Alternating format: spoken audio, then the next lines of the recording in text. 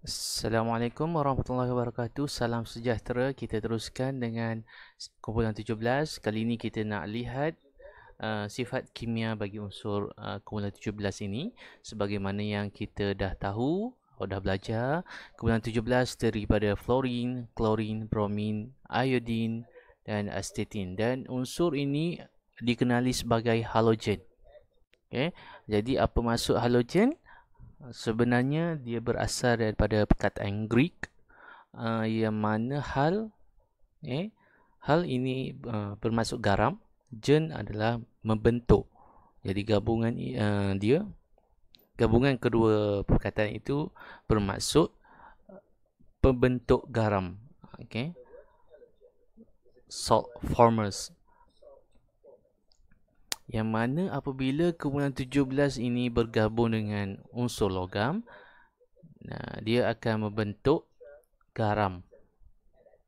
Okey, sebagai contoh, NaCl ini adalah garam natrium klorida yang digunakan pakai di rumah seharian untuk masakan lah. Jadi kat sini Na ini adalah unsur logam. Okey, cuba lihat jadual berkala. Awak sepatutnya dah tahu, iaitu Na kumpulan 1. Dan ini klorin, unsur kumpulan 17. So gabungan ini adalah suatu garam. Okay. Contoh lain, argentum iodida, kalium bromida, plumbum fluorida, kalsium klorida. Okay. So untuk makluman, ramai pelajar buat kesilapan bila gabungan itu dia still kekalkan nama asal. Contoh kalsium klorin. Ingat bila unsur kumpulan 17 membentuk ion, dia bertukar kepada ida di belakang dia. Iaitu fluorine bertukar jadi fluorida, klorin, klorida dan seterusnya lah. Okey, pada akhir pembelajaran, pelajar sepatutnya mampu untuk yang pertama, menyenaraikan sifat kimia untuk unsur klorin, bromin dan iodin, iaitu 3 unsur pertama dalam kumpulan 17. Menyenaraikan kesamaan dalam sifat kimia bagi klorin, bromin dan iodin tadi. Pelajar juga sepatutnya dapat menghubungkan sifat kimia kumpulan 17 dengan susunan elektronnya. Sebagaimana unsur kumpulan 1 hari itu. Okay, kita relatekan sifat kimianya dengan susunan elektron dia yang berakhir dengan 1. Sama juga dengan kumpulan 17, kita nak relatekan.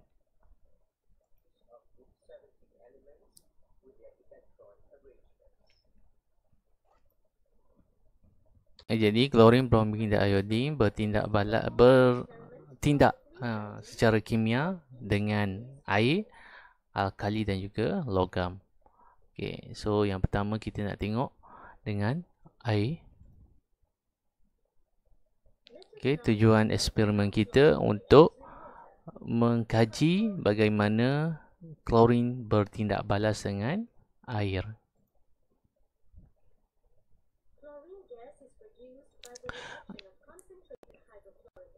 Okay, jadi gas klorin boleh dihasilkan dengan mencampurkan asid hidroklorik pekat.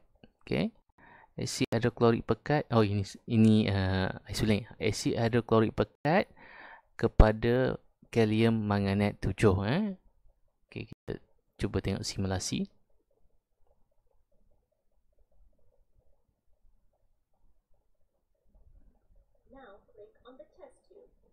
Okay, yang pertama tadi kita menambahkan 5 cm padu air suling ke dalam tabung uji tadi.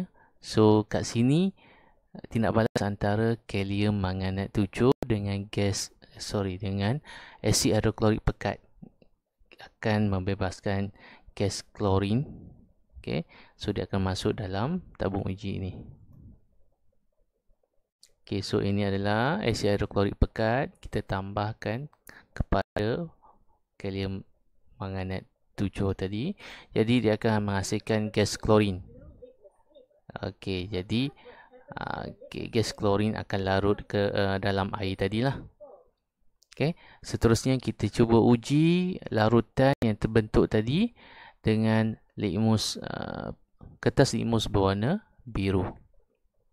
So, apa hasilnya? Didapati kertas litmus biru berubah menjadi merah. Okay. Jadi, apa maksudnya? Okey, bila litmus biru bertukar jadi merah, itu maksudnya larutan itu adalah bersifat asid. Okey. Dan juga larutan tadi mempunyai sifat melunturkan, bleaching properties. Klorin tadi bertindak balas dengan air, membentuk asid hidroklorik dan juga hypochlorous asid, yang mana inilah dia yang memberi kesan meluntur. Okey, ini persamaan dia. Gas klorin dilarutkan dalam air tadi, okey, membentuk asid hidroklorik dan juga asid hypochlorous. Kita teruskan dengan bromin, bagaimana dia bertindak balas dengan air. Okay, jadi bromin ni unsur di bawah klorin.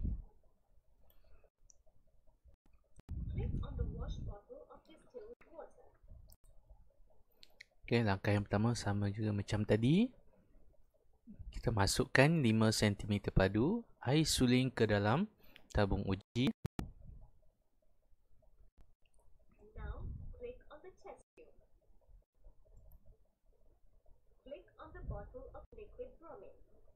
Okay, so bromin ni dia memang dalam keadaan cecair. Okay, so awak tengok balik sifat fizikal dalam kumpulan 17. Dua yang pertama gas, lepas tu bromin adalah cecair. Kemudian dua yang terakhir adalah dalam keadaan pepejal. So kita masukkan beberapa titis air bromin ke dalam air suling tadi.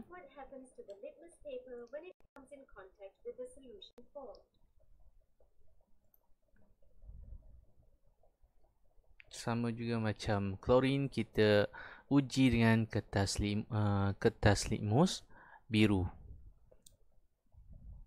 Dan didapati keputusannya sama, iaitu litmus biru bertukar kepada merah. Kertas litmus biru bertukar kepada merah. Jadi kesimpulannya sama. Larutan ini bersifat berasid, tetapi dia tidak melunturkan macam klorin dengan serta-merta. Dia lambat sikit.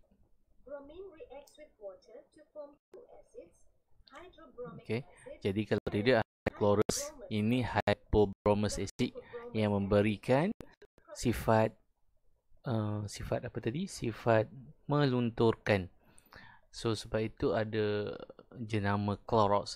Clorox tadi rasanya dia mengambil daripada perkataan klorin tadi. So klorin adalah peluntur yang baik. So unsur di bawah dia sifat peluntur itu dah berkurang. Nanti kita akan tengok apa maksud berkurang tadi. Kita teruskan pula dengan unsur yang terakhir yang nak dikaji, iaitu iodine.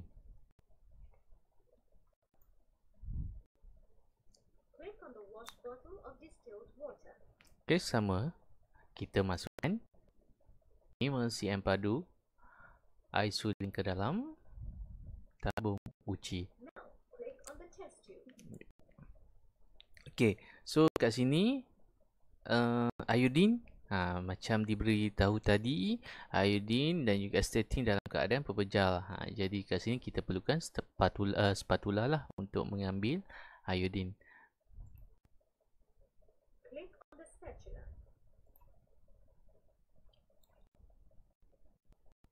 Okay, kita ambil satu spatula iodine.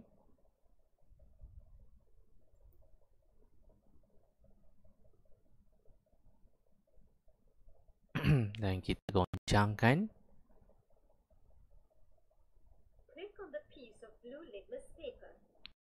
Warna kat situ.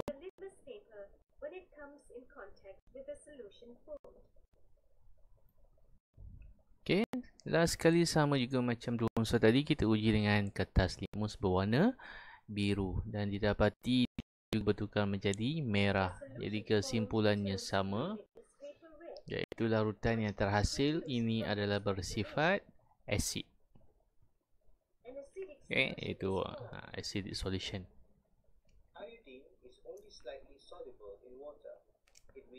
Okay, so iodine ni tidak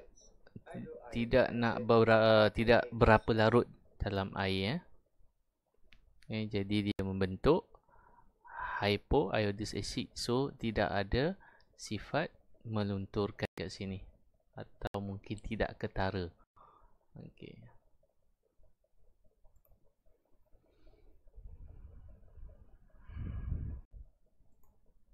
Kita teruskan pula tindak balas halogen dengan alkali. Okay, tujuan eksperimen untuk melihat bagaimana klorin bertindak balas dengan natrium hydroxide, iaitu sejenis alkali. Chlorine gas is produced by the reaction of concentrated hydrochloric acid with potassium manganate 7. Okay, jadi sama juga macam tadi, iaitu gas klorin. Ingatlah, dua unsur yang pertama, fluorine dengan klorin adalah dalam keadaan gas.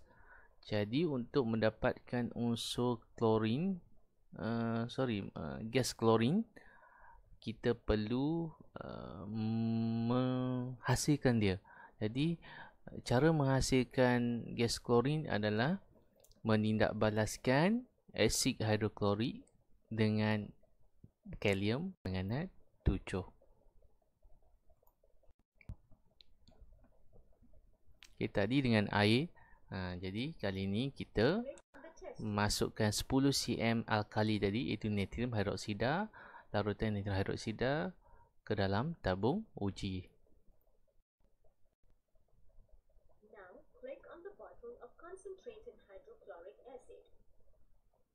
Okay, sebagaimana diberitahu tadi, untuk menghasilkan gas klorin, kita tindak balaskan asid hidroklorik pekat dengan kalium manganat 7. Ini dia, warna purple. Okay, jadi tindak balas itu akan menghasilkan gas klorin. Nampak warna kehijauan itu masuk ke salur kaca dan akan bertindak balas dengan larutan alkali yang ada kat sini. Okay. Jadi kita tutup dengan penutup gabus. Okay.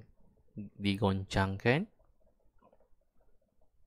sehingga tiada lagi perubahan yang nampak, ya. Jadi apa yang terhasil adalah larutan tanpa warna. Kat sini gas klorin bertindak balas dengan natrium hidroksida untuk membentuk natrium klorida, iaitu garam biasa, natrium klorat 1 dan juga air. So ini adalah persamaan dia.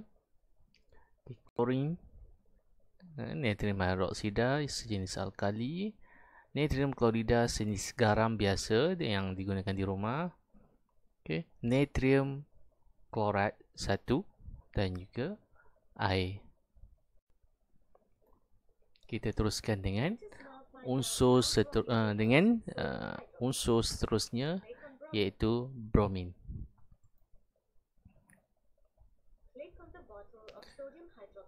Jadi sama macam tadi, kita sediakan 10 cm padu natrium hidroksida alkali ke dalam tabung uji.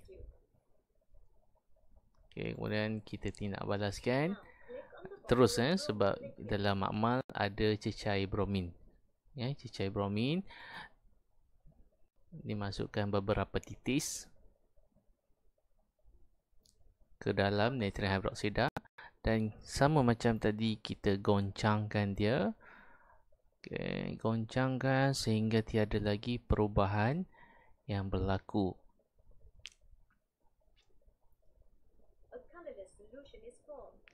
So, pada akhirnya larutan itu menjadi tanpa warna. Okay, so apa yang berlaku kat situ? Bromin bertindak balas dengan natrium hidroksida untuk membentuk natrium bromida, garam juga, natrium bromid 1 dan juga air. Okay, dan untuk unsur yang terakhir yang nak dikaji, iodin. Okay, pepecah iodin. Okay, step pertama sama.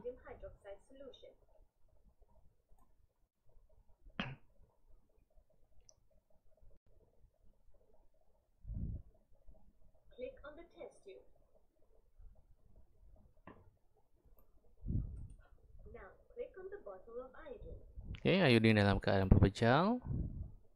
So kita gunakan spatula, satu spatula, okay, warna purple iodin ni. Okay, kita goncangkan dia.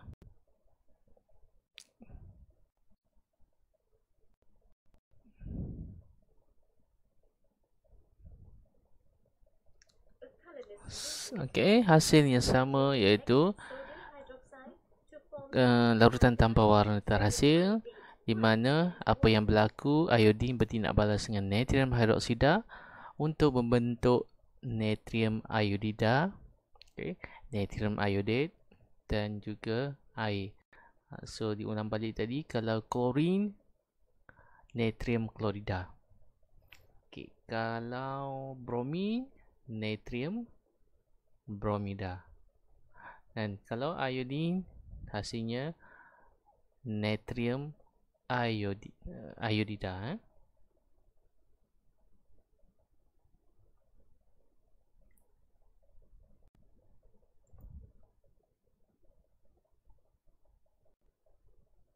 Okay, kita teruskan dengan tindak balas yang ketiga.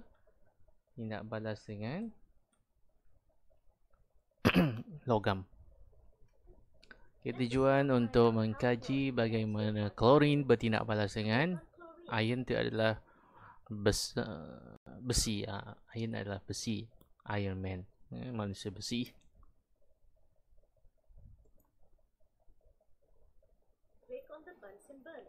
Okay, apa yang kita perlu buat kat sini? Kita perlu panaskan. Ini adalah kapas besi. Okay, dalam tiup pembakaran secara kuat. Okay. Kemudian kita tambahkan asid hidroklorik pekat. Okay, sama macam tadi, asid hidroklorik pekat dan juga kalium manganat 7 ni adalah untuk menyediakan gas klorid. Tindak balas keduanya menghasilkan gas klorin. Okay, kemudian kita lalukan melalui satu kaca gas klorin yang terhasil itu. Jadi dia akan bertindak balas dengan metal ini. Metal yang kita gunakan ini adalah ferrum. Okay. Atau nama lainnya adalah iron. Okay, kita panaskan dengan kuat. Tengok simulasi, panaskan. Okay, dalam masa yang sama kita nak hasilkan gas klorin melalui tindak balas asid hidroklorik pekat dengan kalium manganat 7. Okay, gas klorin sudah terhasil kat situ.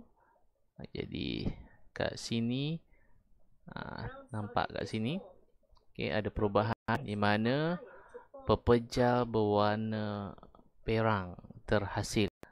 Okay, so kat sini klorin telah bertindak balas dengan dengan ferrum tadi, iaitu iron, untuk bentuk ferrum 3 klorida. Okay, logam ferrum iron ini secara bersamaan bertindak balas dengan gas klorin menghasilkan ferrum 3 klorida. Okay, pepejal. So ini berwarna perang, brown. Kita teruskan dengan unsur berikutnya di bawah klorin, iaitu bromin.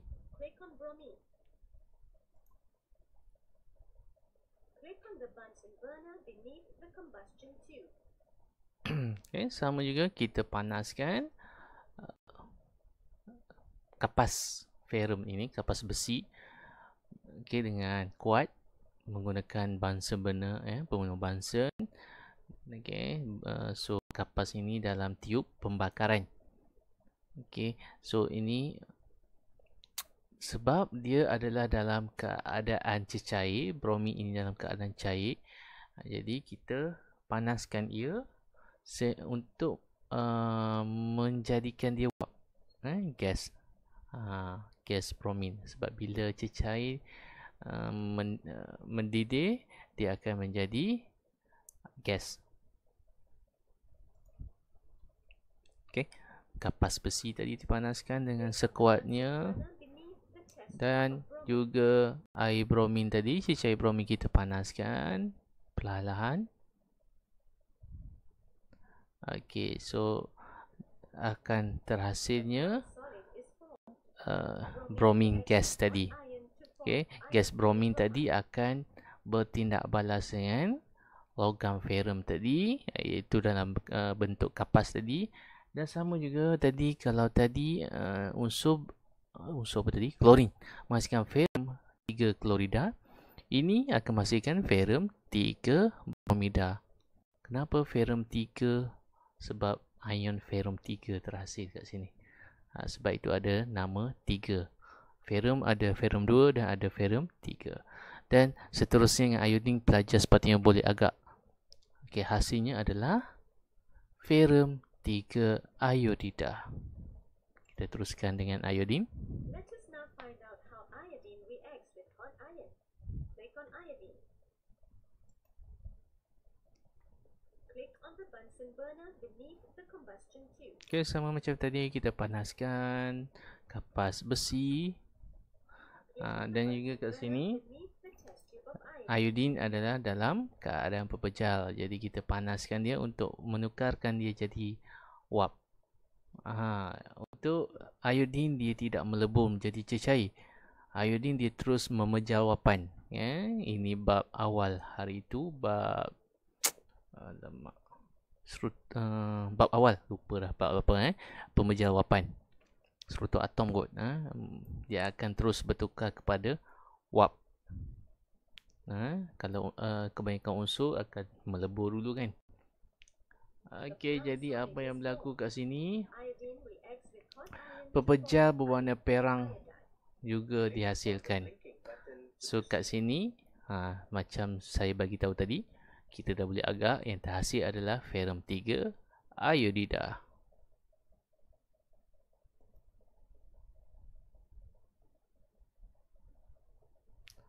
Okey, so tamat sudah tindak balas dengan air, alkali dan juga logam. Ini kita cuba menjadualkan pemerhatian untuk ketiga-tiga eksperimen tadi, iaitu eksperimen di antara unsur kumpulan 17, klorin, bromin dan iodin dengan air, ferrum dan juga natrium hydroxide. Okay, yang pertama kita tengok tindak balas dengan air. So pemerhatian dia untuk iodin, kertas limus biru tadi bertukar kepada merah tetapi tidak dilunturkan, not bleach. Maksudnya iodin tiada sifat melunturkan. Okay, berbanding dengan bromin, okay, yang samanya perubahan limus biru kepada merah. Cuma kat sini apa yang berlaku, kertas limus yang akhirnya bertukar jadi merah tadi, dia akan menjadi putih, iaitu dilunturkan. Dan untuk klorin, untuk bromin tadi, pelunturan kertas limus tadi lambat sikit berbanding klorin. Klorin sekejap saja warna limus tadi dilunturkan. Klorin adalah peluntur yang kuat, sebab tu ada jenama Clorox. Semua peluntur biasanya dipanggil Clorox walaupun jenama lain-lain. Okey, seterusnya kita lihat tindak balas pemerhatian untuk tindak balas kumpulan halogen ke atas ferrum yang panas, besi panas, kapas tadi, kapas besi. Okey, jadi pemerhatian kat situ, boleh ulang balik video tu kalau boleh nampak lah. Tadi simulasi sekurang-kurangnya nampak gambaran bagaimana eksperimen itu dijalankan. Sebab tak semua sekolah akan boleh buat eksperimen tu. Kadang-kadang ada beberapa kekangan. Jadi harap simulasi tadi boleh membantu. So apa yang boleh nampak sepatutnya dalam eksperimen itu, kapas besi tadi dia akan glow, membara, menyala tapi perlahan dengan nyalaan yang sangat malap. Okey. Jadi hasil apabila sejuk adalah pepejal perang. Okey, pepejal perang iaitu ferrum 3. Bila perang ni maksudnya ada ferrum 3. Jadi gabungan dengan iodin, ferrum 3 iodida. Untuk dengan bromin, okey, nyalaan tadi adalah lebih terang berbanding dengan iodin. Dan sama hasilnya apabila sejuk iaitu pepejal warna perang iaitu ferrum 3 bromida. Ini ferrum 3 iodida, ferrum 3 bromida, dan ini ferrum 3 klorida. So pemerhatian dekat sini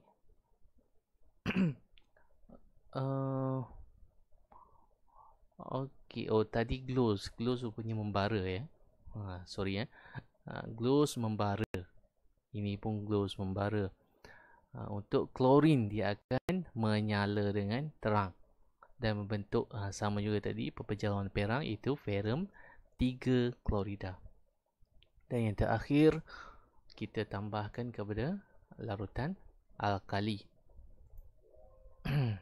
Iodin akan larut perlahan-lahan. Mungkin ada yang tertinggal, tak larut semuanya untuk membentuk larutan tanpa warna. Okay. So bromin dia melarut lebih cepat berbanding iodin. Okay.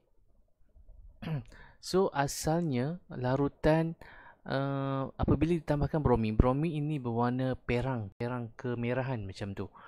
Bila bertindak balas dengan alkali, perang kemerahan tadi terus bertukar menjadi tanpa warna. So sama, bertukar jadi tanpa warna. Cuma warna asal itu lain. Kalau bromin, warna asalnya adalah perang kemerahan. Awak gunakan perang saja pun dah cukup. So kalau nak menjawab soalan apakah perubahan yang berlaku, awak mesti sebut sebelum dan selepas, iaitu warna perang air bromin bertukar kepada tanpa warna. Macam itulah kalau soalan tanya perubahan warna. Dan klorin sangat-sangat cepat larut. Gas itulah sangat-sangat cepat. Okey, dan warna kuning lah cepat.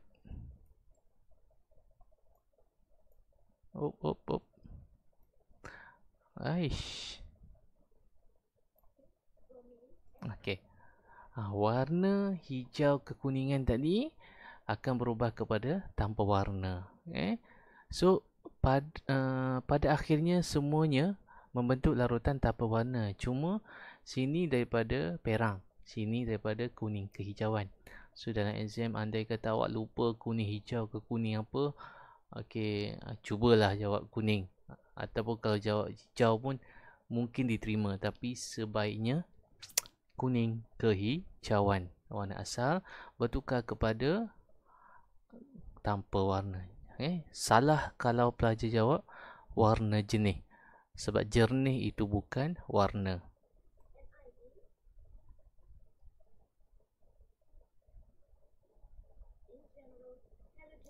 Okay, so ini adalah persamaan am.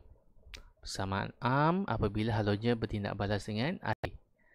So X2 ni adalah sebarang unsur kumpulan 17 lah. Kalau klorin maka Cl2 tambah H2O, tindak balas berbalik sebab dia boleh patah balik menjadi Okay. H, kalau sini Cl, HCl acid hidroklorik dan juga acid hypochlorous. Kalau klorin, kalau sini bromin, Br2, Br, Br. Kalau iodine, I, HOI. Okey, so secara amnya kumpulan 17 halogen ini bertindak balas dengan air untuk membentuk dua asid. Okey, asid hidroklorik ke sini dan hypochlorous kalau klorin.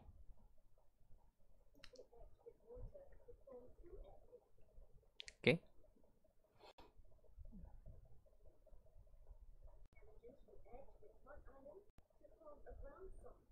Manakala kumpulan 17 ini apabila bertindak balas dengan logam, so susunan dia tak kisah awak letak X sebelah kiri sini pun ataupun ferrum sini pun tak ada masalah. Jangan X letak sini sudah X tu. So ini 2, 3, 2. 2 ferrum, 3 halogen.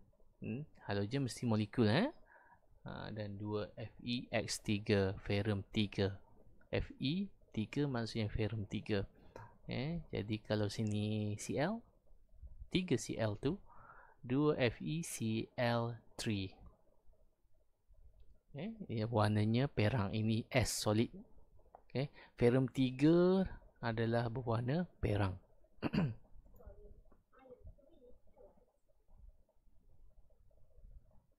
Dan yang terakhirnya halogen bertindak balas dengan natrium hidroksida alkali pekat alkali pekat alkali untuk membentuk garam, air dan juga natrium halide. Halide itu maksudnya yang ada X ni, NOOX. Kalau natrium halida ni maksudnya unsur kumpulan 17 lah.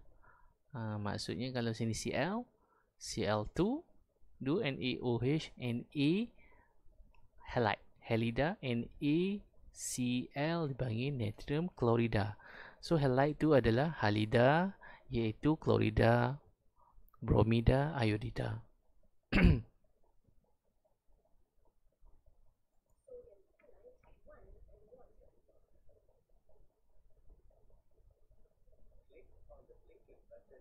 Okay, so, boleh pause, tengok dan jawab dalam buku latihan masing-masing lah. Okay, kita tengok dari segi susunan elektron pula untuk unsur kumpulan 17. Jadi, bagaimana kumpulan 17 ini mencapai susunan yang stabil, susunan oktet.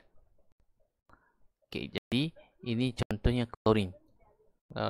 17 2, 8, 7, 3 petala. Okey, jadi klorin ada 7 elektron valence. 1, 2, 3, 4, 5, 6, 7. Okey, jadi 7. Adakah dia nak derma 7? Susah kan? Jadi kumpulan bukan logam ni dia menerima. Okey, terima daripada siapa? Tadi kita tengok dia bergabung dengan logam. So atom logam akan dermakan satu elektron bagi cukup 8 petala terluarnya. Daripada 7 dia akan jadi 8. Okay. Perlu dapat satu elektron daripada atom logam. So kita tengok daripada 2 1, 2, 3, 4, 5, 6, 7, 8. Ini 7, 2, 8, 7. Okay, so dia akan menerima satu elektron daripada atom logam. Okay, dia menjadi 288. Sekarang bukan lagi atom. Okay, bukan lagi atom klorin. Okay, sebaliknya dia dipanggil ion klorida. So ini abaikan. Bila dia dah jadi 288, okay, so kita tulis ini 288. So dan ada penulisan ion, ada bracket sini dan charge negatif. Orang yang meminta ni negatif. Jadi yang meminta elektron negatif. Orang yang memberi bersifat positif. Memberi lebih baik daripada tangan yang menerima. Okey. Okey, ingat kataan susunan elektron oktet yang stabil. Dia tak ada duplet. Sebab semuanya daripada 7 dia akan jadi 8.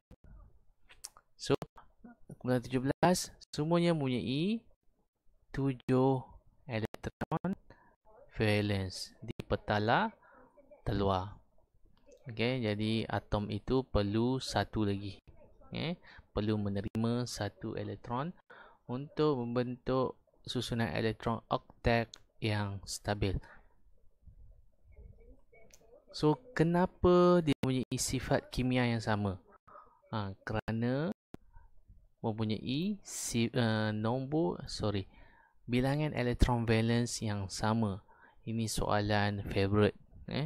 Soalan akan tanya, mengapakah unsur-unsur kumpulan 1 ataupun kumpulan 17 mempunyai sifat kimia yang sama? Kerana mempunyai sifat elektron valence, kerana mempunyai bilangan elektron valence yang sama.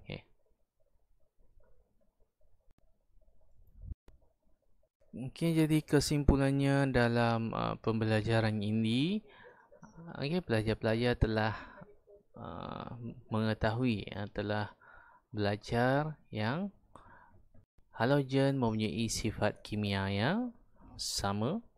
Sifat kimia yang sama, 3 tadi kan. Okey. Halogen bertindak balas dengan air untuk membentuk 2 asid. Halogen bertindak balas dengan ferrum panas, ion panas untuk membentuk ferrum 3 halida. Ferrum 3 halida. Halogen bertindak balas dengan alkali, sodium hidroksida, natrium hidroksida untuk membentuk natrium halida, natrium halate, dan juga air. Kenapa sifat kimia sama? Baru je tadi kita tengok, kerana dia mempunyai nombor elektron, bilangan elektron valence yang sama, iaitu 7.